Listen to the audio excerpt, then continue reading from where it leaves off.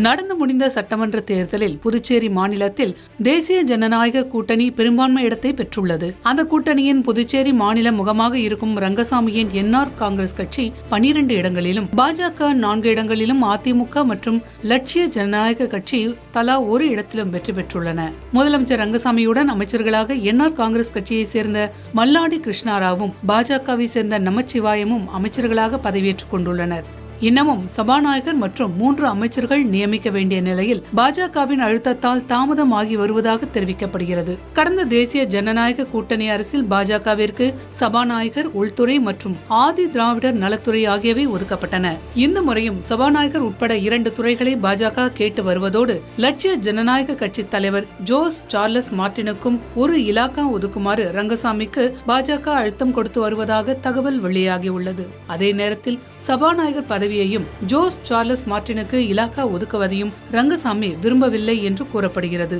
இந்நிலையில்தான் நேற்று புதுச்சேரியில் நடைபெற்ற தேசிய கூடைப்பந்து போட்டியின் தொடக்க விழாவில் புதுச்சேரி முதலமைச்சர் ரங்கசாமியும், தமிழ்நாடு பொதுப்பணித்துறை மற்றும் விளையாட்டுத்துறை அமைச்சர் ஆதவ் அர்ஜுனாவும் கலந்து கொண்டனர். அப்போது பேசிய ஆதவ் அர்ஜுனா, நாங்கள் எப்போதும் உங்களுடன் இருக்கிறோம் என்று தெரிவித்தார். எப்பொழுதும் நாங்கள் உங்களுடன் இருக்கிறோம். புதுச்சேரி மாநில வளர்ச்சிக்கும் விஜய் முக்கிய பங்காற்றுவார் என்று ரங்கசாமியும் தெரிவித்தார். மாண்பு தமிழக முதலமைச்சர் அவர்களுக்கு என்னுடைய வாழ்த்துக்கள், பாராட்டுதல்கள். கட்சி ஆரம்பிப்பதற்கு முன்பாகவே தாவேகா தலைவரும் தமிழக முதலமைச்சருமான விஜயுடன் நெருக்கமான நட்போடு ரங்கசாமி இருந்து வருகிறார். இந்த சட்டமன்ற தேர்தலில் தமிழக வெற்றி கழகம் 2 இடங்களிலும், அதன் கூட்டணி கட்சி ஒரு இடத்திலும் புதுச்சேரியில் வெற்றி பெற்றுள்ளது. 16% வாக்குகளுடன் புதுச்சேரியில் 3வது பெரிய கட்சியாக தாவேகா வளர்ந்துள்ளது. இந்நிலையில்தான் ரங்கசாமி பாஜகவிற்கு அழுத்தம் கொடுக்கும் விதமாக விஜய் கட்சியுடன் நெருக்கம் காட்டுகிறார் என்று அரசியல் விமர்சகர்கள் கூறுகிறார்கள். தமிழக வெற்றி கழகத்தின் ஆதரவு இருந்தால் 15 சட்டமன்ற உறுப்பினர்களின் ஆதரவை ரங்கசாமி பெறுவார். அதே நேரத்தில் 2 சுயேட்சை எம்எல்ஏக்கள் ரங்கசாமியின் வசம் இருப்பதால் தாவேகாவின் துணை கொண்டு புதுச்சேரியில் ரங்கசாமியால் ஆட்சியை தக்க வைத்துக் கொள்ள முடியும்.